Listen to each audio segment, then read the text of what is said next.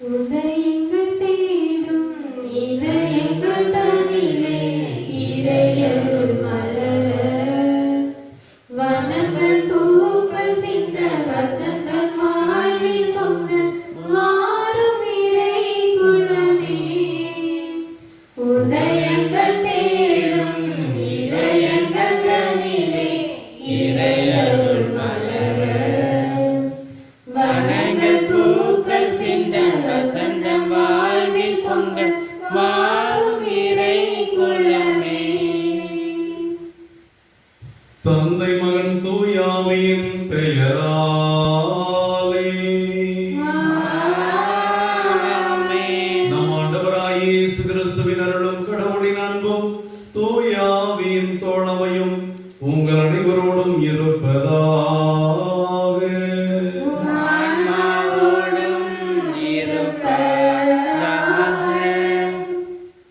இயேசு கிறிஸ்துவில் எனக்கு மிகவும் பிரியமான சகோதர சகோதரிகளே, கனவின் புனித சூசையப்பருடைய அன்பு பக்தர்களே, வெள்ளிக்கிழமை இயேசுவின் திருஇதயத்திற்கு ஒப்புக் கொடுக்கப்பட்ட நாள்.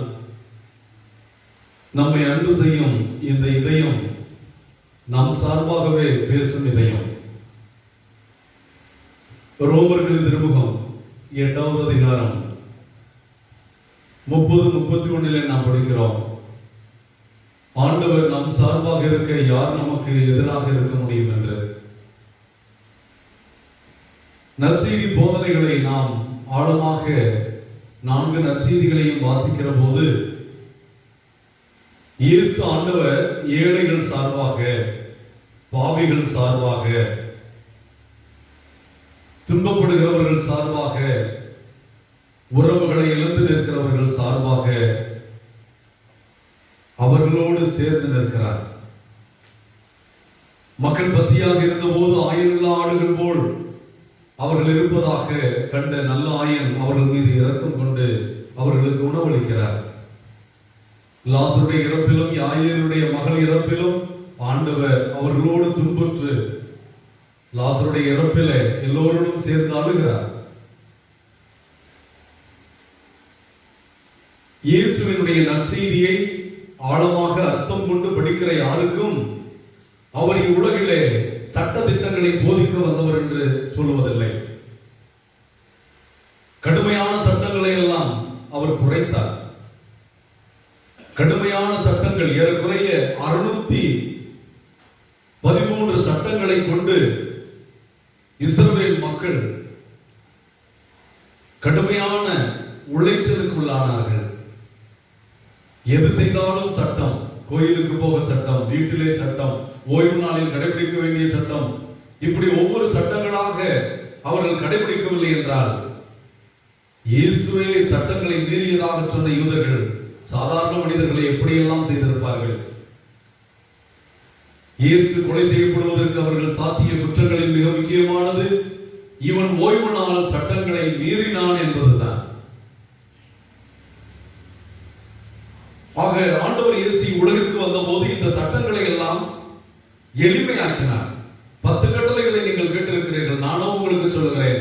இந்த 10 கட்டளைகளும் 2 கட்டளைகளில் அடங்கும்.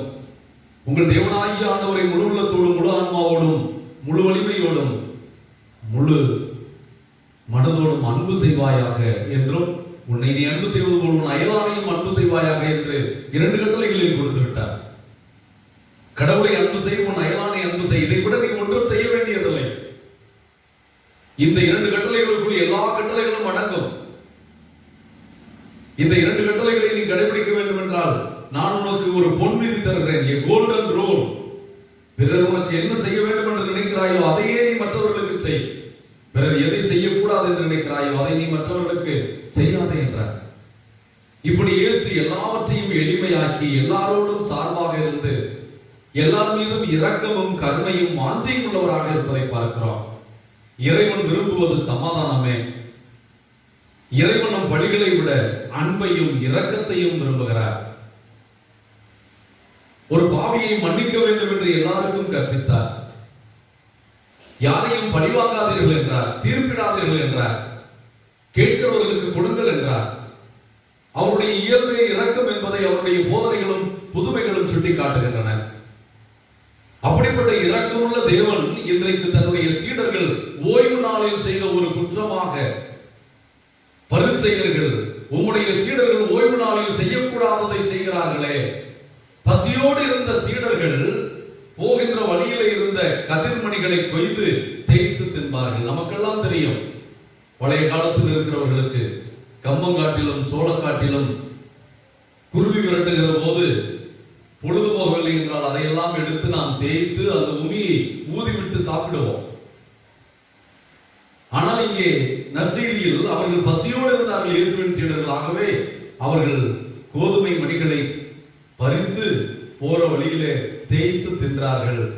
இதை பார்த்து இயேசு மீது குற்றம் சுமத்துவதற்காக ஓய்வு நாளில் செய்யக்கூடாததை உம் சீடர்கள் செய்கிறார்களே என்று சொல்கிறார். ஓய்வு நாளை பற்றி லேவியராகமம் 23ஆம் அதிகாரமும் இணைச்சட்டம் 5வது அதிகாரமும் சொல்கிறது. பொதுவாக ஓய்வு நாளில் எந்த வேலையும் செய்யக்கூடாது, ஓய்வு நாள் ஆண்டவருக்குரியது என்று பொதுவாக சொல்கிறது. ஓய்வு நாளில் அறுவடை செய்யக்கூடாது என்று இருக்கிறது, ஆனால் கதிர்களை கொய்யக்கூடாது என்றில்லை. இயேசு ஆண்டவரை குற்றம் சுமத்திய அந்த பரிசேயர்களுக்கு ஆண்டவர் இயேசு 1 சாமுவேல் 21வது அதிகாரத்திலே தாவீது செய்ததை சுட்டிக்காட்டுகிறார். ஓய்வு நாளில் பசியோடு இருந்த தாவீதும் அவனோடு இருந்தவர்களும் ஆலயத்திற்குள் சென்று குருக்கள் மட்டுமே சாப்பிடக்கூடிய புனிதமான அப்பங்களை தாங்கள் எடுத்து சாப்பிட்டார்களே, நீங்கள் வாசித்ததில்லையா? அன்புரிய தேவ பிள்ளைகளை, ஆண்டவர் சட்டங்களை கொடுத்தது கடவுள். கடவுளுக்கு நாம் கீழ்ப்படிய வேண்டும். எந்த அளவுக்கு என்றால், கடவுள் கொடுத்த சட்டங்களுக்கு கீழ்ப்படிவதை விட கடவுளுக்கு கீழ்ப்படிய வேண்டும். இதனுடைய சாராம்சம், கடவுளும் கடவுளுடைய சட்டங்களும் ஒன்று என்று சொல்வார்கள். ஆனால் கடவுள் சட்டங்களை மனிதர்களுக்காக கொடுத்தார். மனிதர்கள் மனமகிழ்ந்து வாழ, மனிதர்கள் சமாதானமாக இருக்க, மனிதர்கள் கடவுளை புகழ, மனிதனை துதிக்க. மனிதன் எந்த நேரத்திலும் கடவுளை துதித்து போற்றிக் கொண்டு மகிழ்ந்து வாழ்வதற்காக கடவுள் சட்ட திட்டங்களை கொடுத்தார்.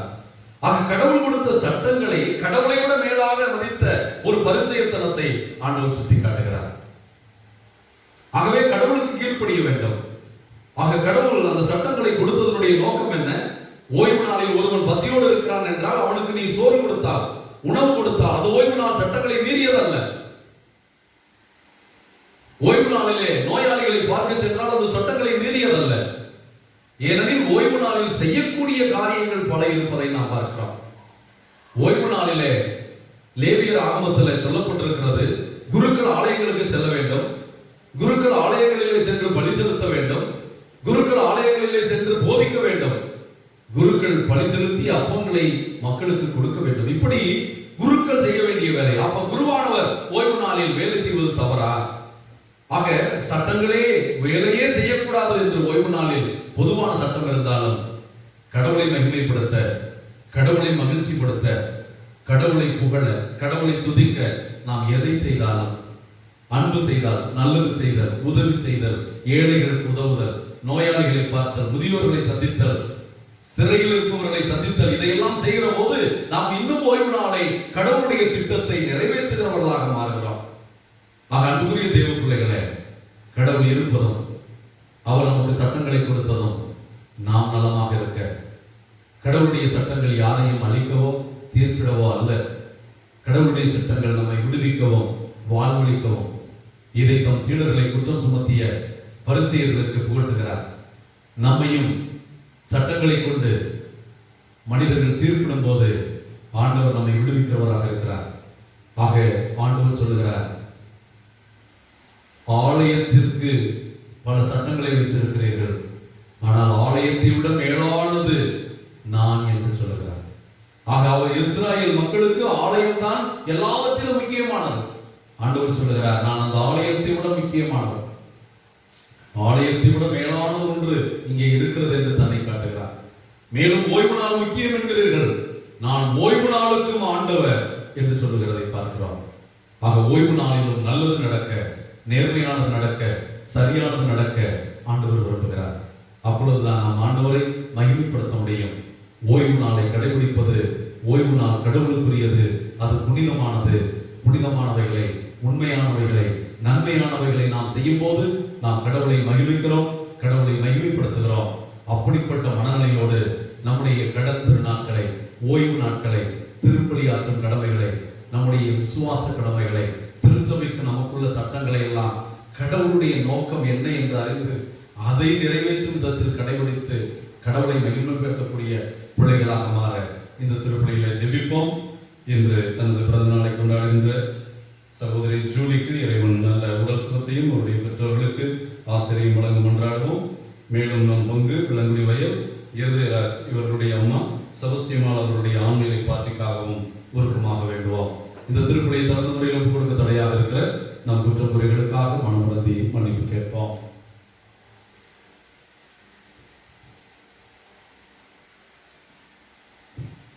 எல்லாம் உள்ள இறைவனிடமும் சகோதர சகோதரிகளிடமும் நான் பாவியை ஏற்றுக்கொள்கிறேன்.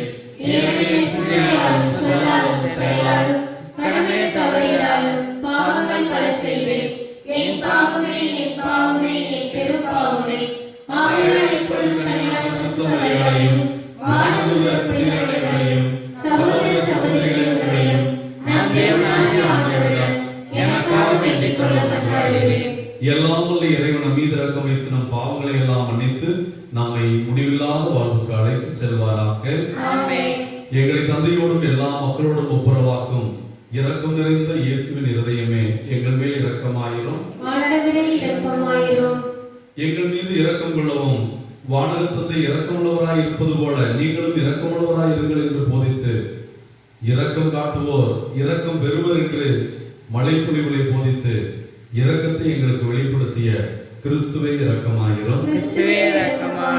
சட்டங்களை அல்ல, வழிகளை அல்ல, இரக்கத்தையும் அன்பையுமே விரும்புகிறேன் என்று சொன்ன ஆண்டவரே இரக்கமாயிரும். ஜெபிப்போமாக. எல்லாம் வல்ல இறைவா, அன்பார்ந்த உம் திருமகனின் சொல்லற்கரிய இதயத்தை எண்ணி பெருமை கொள்ளும் மக்கள் நாங்கள் தம் அன்பினால் அவர்களுக்கு புரிந்து வருகிற வியத்தகு நன்மைகளை நினைவு கூறுகின்றோம். இவ்வாறு விண்ணக கொடைகளின் ஊற்றாகிய இயேசுவின் திரு இதயத்திலிருந்து பொங்கி வழியும் அருளை நாங்களும் உலக மக்கள் அனைவரும் பெற்று உம்முடைய பேராற்றல் மிக்க இரக்கத்தையும் குணமளிக்கும் ஆட்சியும் பெற்று அனுபவிக்க அருள்வீராக. உம்மோடு பரிசுத்த ஆவியின் ஐக்கியத்தில் இறைவனாய் என்றென்றும் வாழ்ந்து ஆட்சி செய்கிற எங்களாண்டவரும் திருமகனுமாகிய இயேசு கிறிஸ்து வழியாக உம்மை மன்றாடுகிறோம்.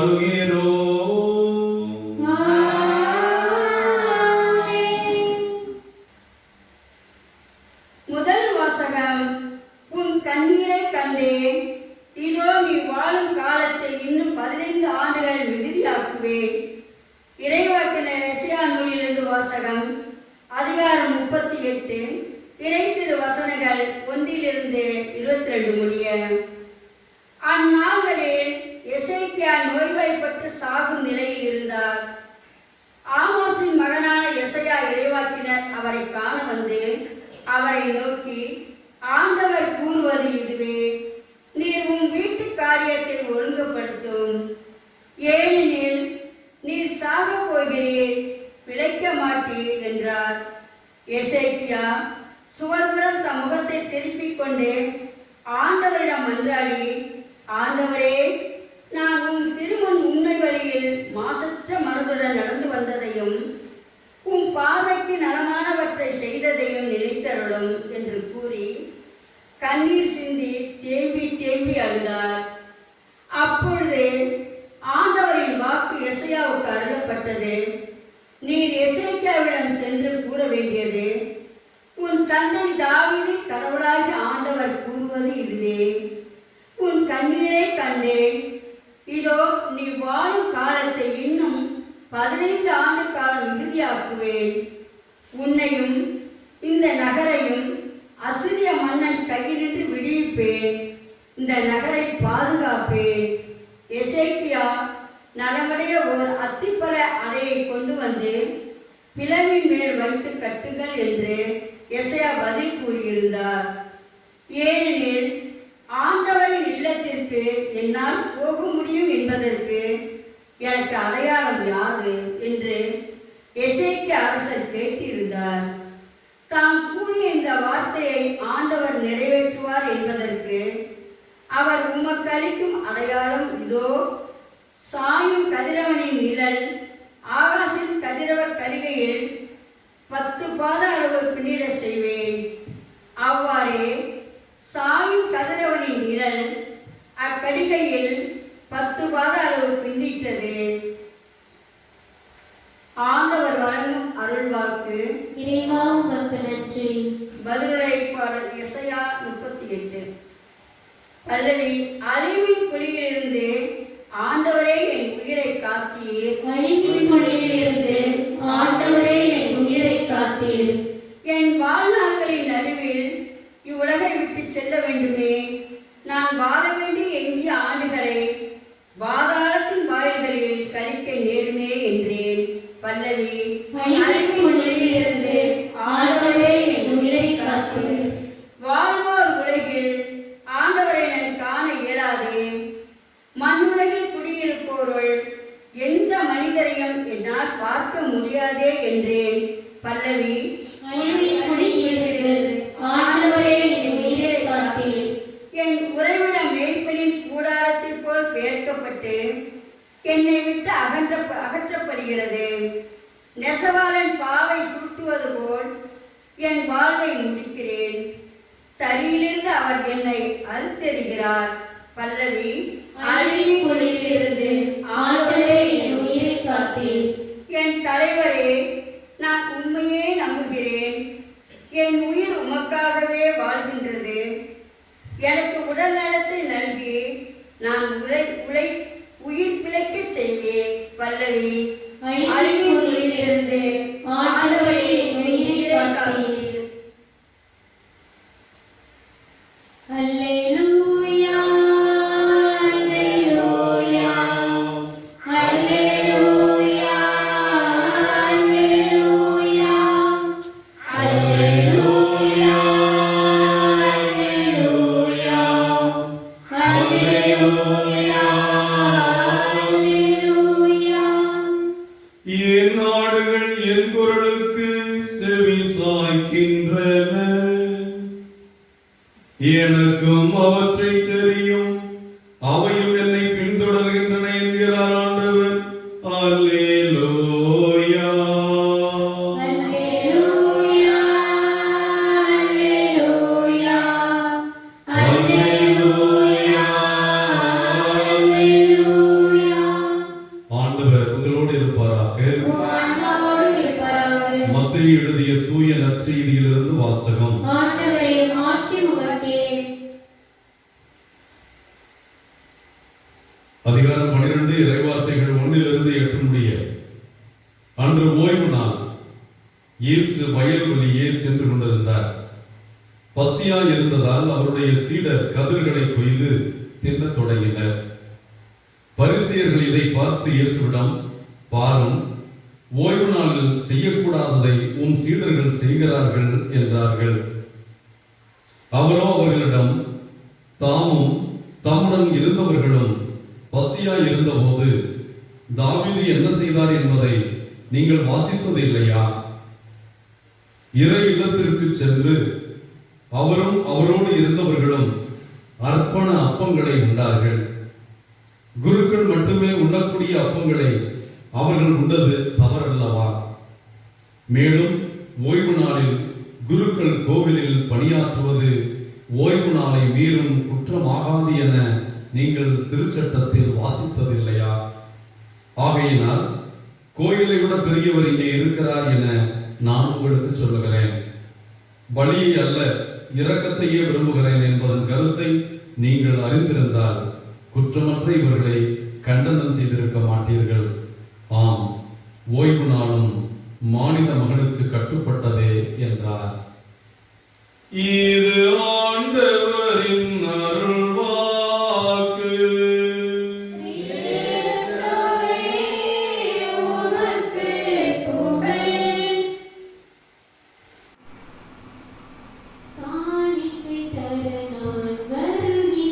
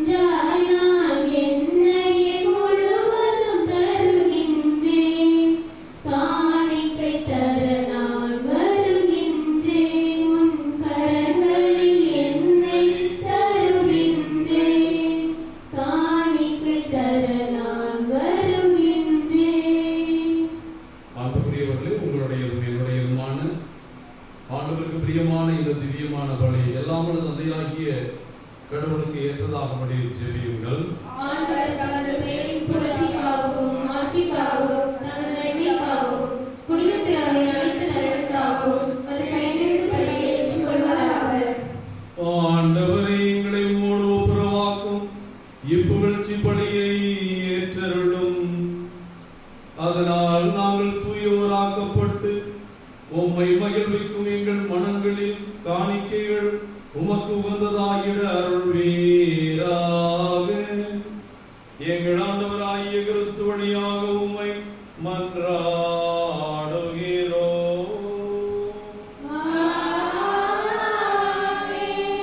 ஆண்டவர் உங்களோடு இருப்பாராக.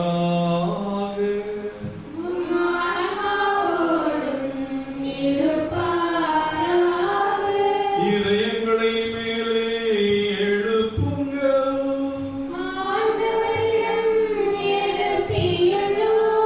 நம் இறைவனாகிய ஆண்டவருக்கு நன்றி கூறுவோம்.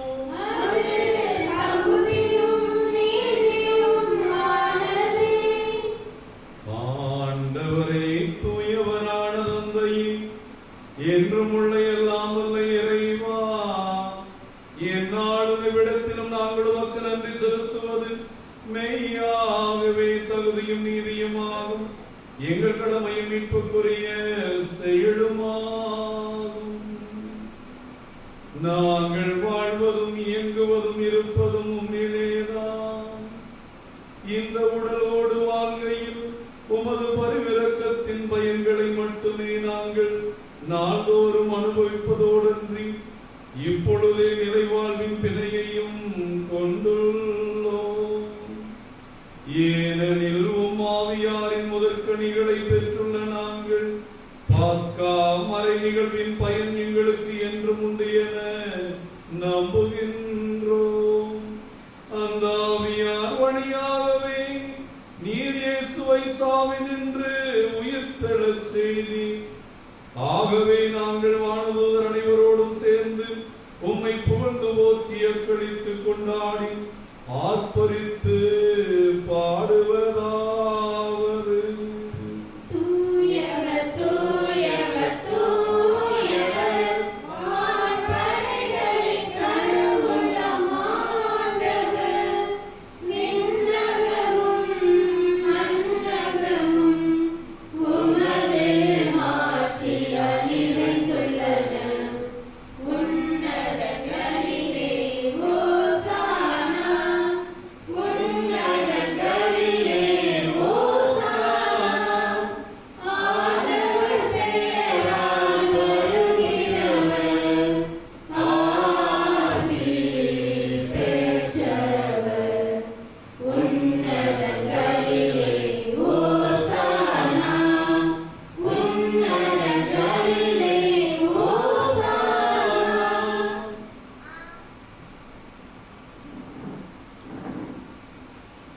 தேவ பிள்ளைகளே, திருப்பலியின் மையமான நேரம். ஆண்டவருடைய வல்லமை இறங்கி அன்றாட அதிசயமாக இந்த திருப்பலியில் இந்த அற்பத்தையும் ரசத்தையும் தேவனுடைய திருவிழாகவும் திருரத்தமாகவும் மாற்றும் நேரம். இந்த தெய்வீக அனுபவத்தை பெற ஆழமான விசுவாசத்தோடு பங்கெடுப்போம். ஆண்டவரே, நீர் மெய்யாகவே தூயவர், தூய்மை அனைத்திற்கும் ஊற்று.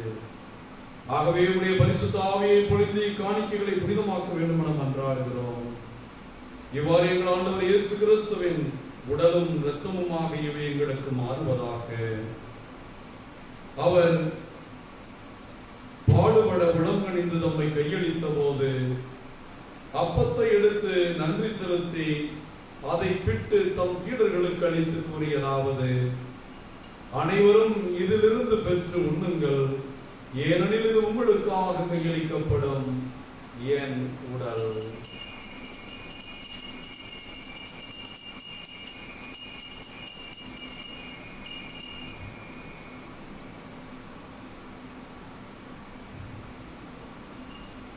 அவ்வண்ணமே இரவு விருந்தை அருந்திய பின் கிண்ணத்தை எடுத்து மீண்டும் உமக்கு நன்றி கூறி தம் சீடர்களுக்கு அளித்தவர் கூறியதாவது: அனைவரும் இதிலிருந்து பெற்று பருகுங்கள், ஏனெனில் இது புதிய நிலையான உடன்படிக்கைக்குரிய என் இரத்தத்தின் கிண்ணம். இது பாவ மன்னிப்புக்கு என்று உங்களுக்காகவும் பலருக்காகவும் சிந்தப்படும். இதை நினைவாக செய்யுங்கள்.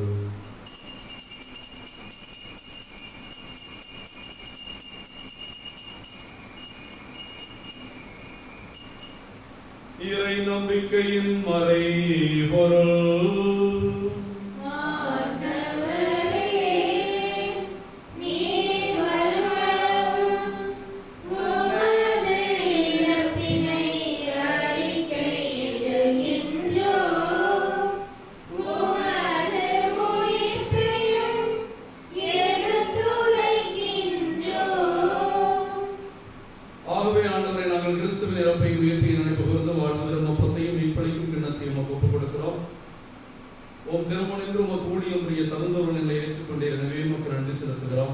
மேலும் கிறிஸ்துவின் உடல் இரத்தத்தில் மகிழும் எங்களை தூய ஆவியார் ஒன்று சேர்க்க வேண்டும் நம்மை தாழ்மையுடன் மன்றாடுகிறோம்.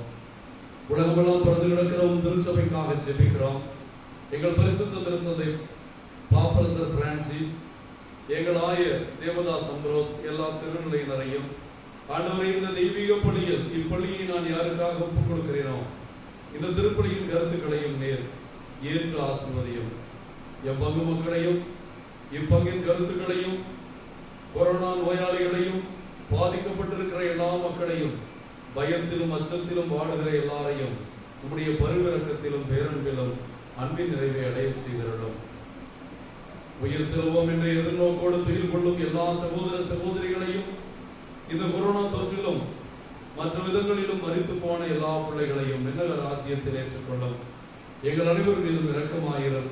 கடவுளின் கண்ணித்தாயான மாட்சிமைக்குரிய பெரும் துன்பமுடிச்சுகளை அவருக்கு மரியா, அவருடைய அன்பு கணவரான எங்கள் பாதுகாவலர் கடவுளின் புனித சூசையப்பர், இயேசுவின் திருத்தூதர்கள், இவ்வுலகில் மகோனோராயிருந்த புனித அனைவருடனும் நாங்கள் நிலைவாழ்வில் பங்கு கொள்ளும் தகுதி பெற்று உம் திருமகன் இயேசு கிறிஸ்து வழியாக உம்மை புகழ்ந்தேற்கும் மறுமருள உம்மை தாழ்மையாய் வேண்டுகிறோம்.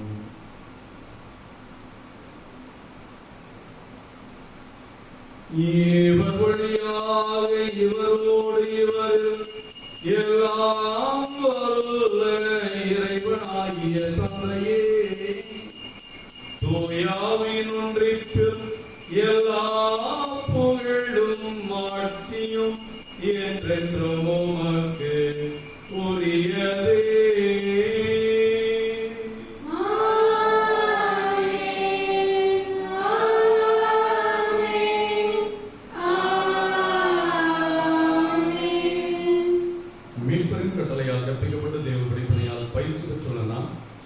நம் ஆண்டவர் கற்பித்த ஜெபத்தை கொரோனாவில் இருந்து முழு விடுதலைக்கும் நம் குடும்பங்களுக்கு அமைதியும் நம் பங்கின் கருத்துக்கள் நிறைவேறவும் இத்திருத்தலத்தின் வளர்ச்சிக்கு தடையாக இருக்கிற எல்லாம் நீங்கி இதன் மகிமை ஆண்டவரால் வெளிப்படவும் கரங்களை விரித்து உருக்கமாக ஜெபிப்போம்.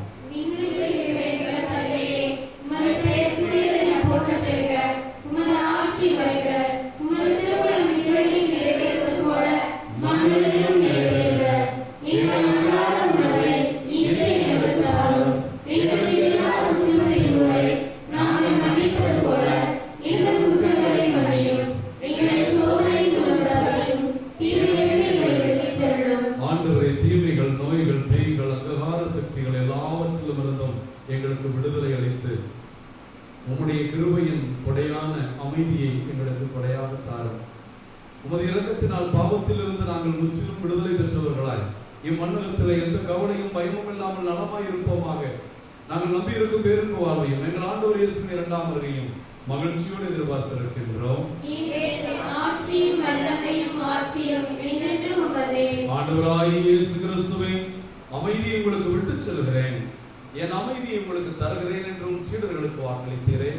எங்கள் குற்றங்கள், குறைகள், பாவங்கள், பலவீனங்களை எல்லாம் பாராமல் இறைவார்த்தையை கேட்டு வாசித்து ஆனால் அதன்படி வாழாமல் இருந்து எங்களுடைய வாழ்வற்ற விசுவாசத்தையும் நினைத்து மனம் வருத்துகிறோம்.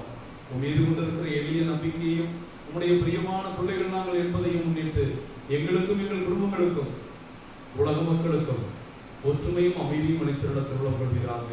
என்றென்றும் வாழ்ந்து ஆட்சி செய்கின்றவர் நீரே. ஆண்டவர் இயேசு கிறிஸ்துவின் அமைதி உங்கள் அனைவரோடும் இருப்பதாக.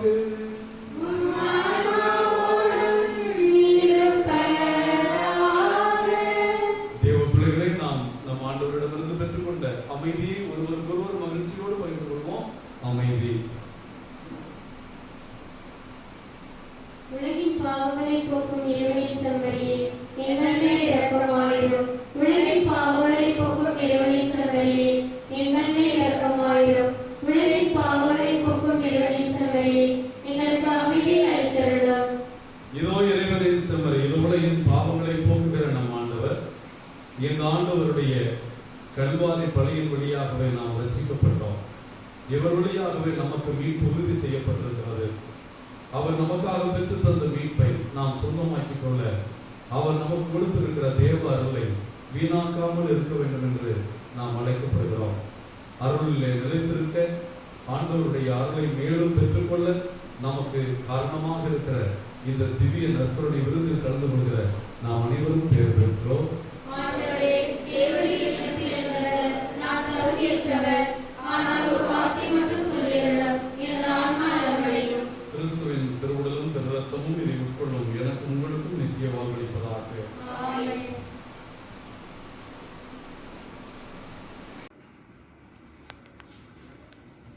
சனவின் புனித தூக்கைப்பர் அருத்தலம் புதிய ஆலயத்திற்கான ஜெபம். வானக தந்தையே, அறிவன கடலின் புனித தூக்கைப்பர் பங்கின் மீதும் அருத்தலத்தின் இறைமக்கள் மீதும் பொழிந்து வரும் உமது கிருபைக்காகவும் ஆசீர்வாதத்திற்காகவும் நன்றி கூறுகிறோம். இவ்வருத்தலத்தில் உம் மக்கள் கட்டவிருக்கும் புதிய ஆலயத்திற்கான வேண்டுதலும் அது குறித்த அச்சம் பயத்துடன் உம் திருமுன் இருக்கின்றோம். நீர் எங்களோடும் எம் பங்கு மக்கள் அருத்தல பக்தருடனும் இந்நாள் வரை உடனிருந்து வந்துள்ளதும் இனியும் உடனிருப்பீர் என்ற உறுதியான இறை நம்பிக்கையும் எங்களை கலக்கமின்றி நம்பிக்கையுடன் புதிய ஆலய பணியில் ஈடுபட தோன்றுகிறது. நீர் எங்களுடன் இருந்து எங்களை வழிநடத்தி என் பங்கிற்கு கட்டித்தர போகும் அழகான ஒரு ஆலயத்திற்காக உம்மை போற்றி புகழ்கின்றோம். உம்மை பிரித்து எங்களால் எதுவும் செய்ய இயலாது. உம்மால் எல்லாம் கூடும் என்று விசுவசிக்கின்றோம். வானக தந்தையே, வானமே கொள்ள முடியாத இறைவா, அறிவலம் கடமை புனித சூசையப்பர் அருத்தலத்தில் என் மத்தியில் குடிகொள்ள வந்தருளும். நீர் என் மத்தியில் உருவாக்க போகும் புதிய ஆலய பணியின் மீது உமது திருக்கரம் இருப்பதாக. நல் மனதோரை பலப்படுத்தி ஆலய பணிக்கு உதவும் தாராள உள்ளத்தோரை மேம்படுத்தும். நீரே இந்த ஆலயத்தை கட்டி எழுப்பியருளும். ஆண்டவருக்கும் அவர் வளர்ப்பு தந்தை கடமை புனித சூசையப்பருக்கும் வீடு கட்டும் இம்மக்களின் வீடுகளை கட்டி எழுப்போம். ஏழை மக்கள் நாங்கள் இயேசுவே, ஏழை மக்கள் நாங்கள் கட்டும் இறை இல்லம் கடமை புனித சூசையப்பர் உமது வளர்ப்பு தந்தை வழியாக நீர் இந்திய நாட்டையும் தமிழகத்தையும் இவ்வர்த்தக பங்கு மக்கள் மற்றும் பக்தர்களையும் ஆசீர்வதிக்கும் இடமாக்கும். இந்த புதிய ஆலய பணி இறைவன் எனக்கும் என் குடும்பத்திற்கும் வழங்கும் இறைவனின் கொடையின உணர்ந்து தாராள உள்ளத்துடன் உதவ எங்களை தூண்டியருளும். புதிய ஆலயத்திற்கு எனது காணிக்கை என் குடும்பத்தின் காணிக்கை என்று உமது வளர்ப்பு தந்தை கடமை புனித சூசையப்பர் ஆலய பணிக்கு உதவவும் உடல் உழைப்பை வழங்கவும் அனைவரும் முன்வர அருள்தாரும். என்றும் எங்கள் ஆண்டவரும் உமது திருமகனுமான இயேசு கிறிஸ்து வழியாக மன்றாடுகிறோம். இயேசுவுக்கே புகழ், இயேசுவுக்கே நன்றி. மரியே வாழ்க. அறிவலம் கடமை புனித சூசையப்பரே, எங்களுக்காக வேண்டிக் கொள்ளும். ஆண்டவர் கூறுகிறார், யாரேனும் தாகமாயிருந்தால் என்னிடம் வரட்டும், பருகட்டும். என்னிடம் நம்பிக்கை கொள்வோர் உள்ளத்திலிருந்து வாழ்வுதரும் தண்ணீர் ஆராய் பெருக்கெடுத்து ஓடும் என்கிறார். நன்றி கூறி மன்றாடுவோமாக. பேரிரக்கமுள்ள ஆண்டவரே, இந்த அன்பினருடைய ஆளும் எங்களை புனித அன்புத்தியால் பற்றி எறியச் செய்வதாக. இவ்வாறு நாங்களும் திருமகனிடம் என்றும் ஈர்க்கப் பெற்று எங்கள் சகோதர சகோதரிகளில் அவர்களையே காண கற்றுக்கொள்வோமாக. என்றென்று வாழ்ந்து ஆட்சி செய்கின்ற அவர் வழியாக உம்மை மன்றாடுகிறோம்.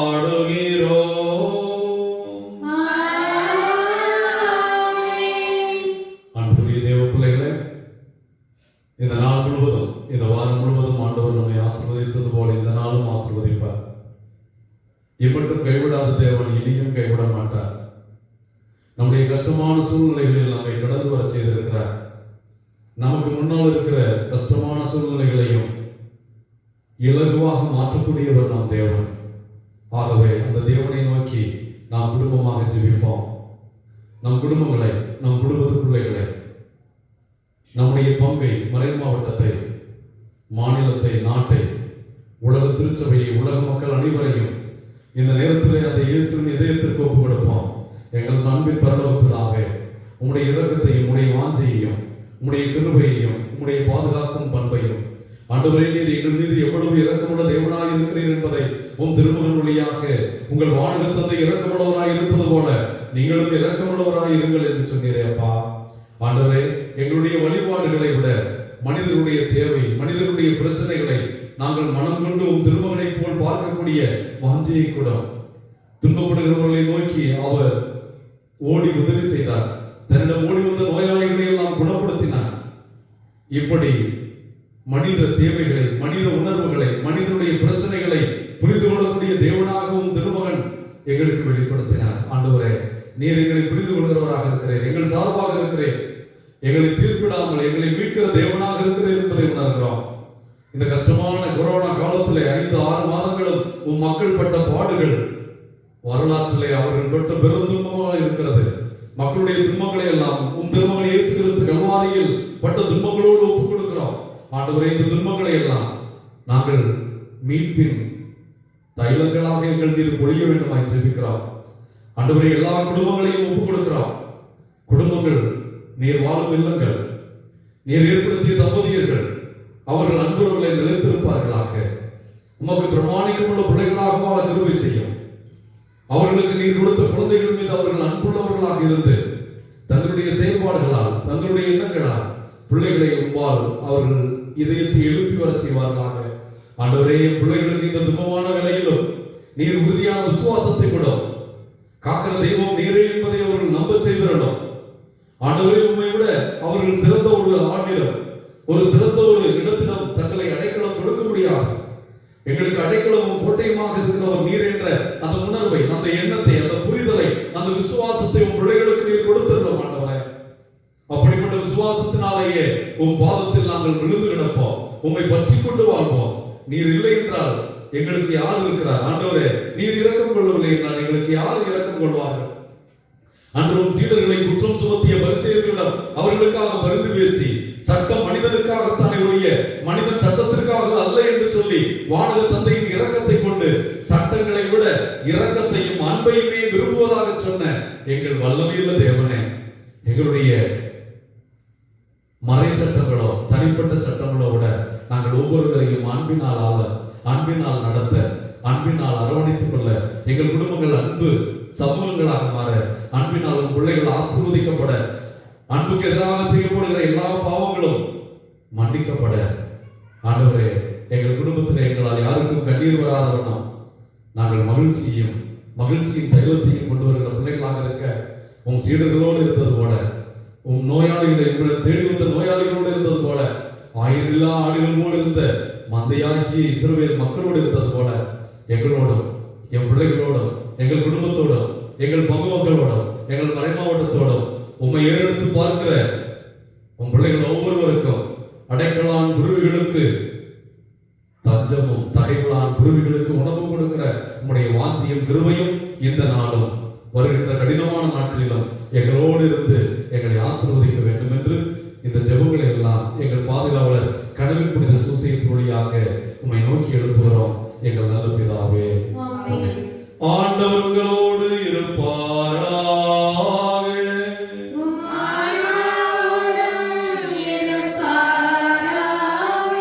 எல்லாம் வல்ல இறைவன் பிதா, சுதன், பரிசுத்தாவி உங்களையும் உங்கள் குடும்பங்களையும் அறிமளம் கடவுள் புனித சூசையின் வழியாக அவர் விதமாக ஆசீர்வதிப்பாராக.